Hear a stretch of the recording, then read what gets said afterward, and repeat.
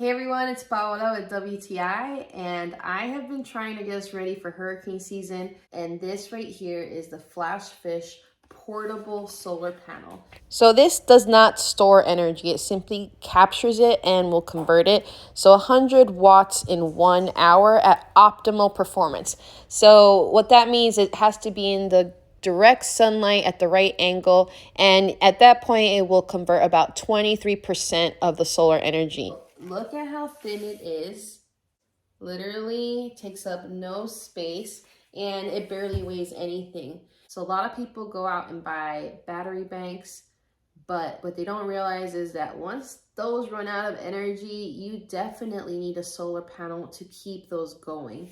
So this right here is so nice because you can take it in the vehicle if you do have to evacuate for any reason. It is so easy to transport.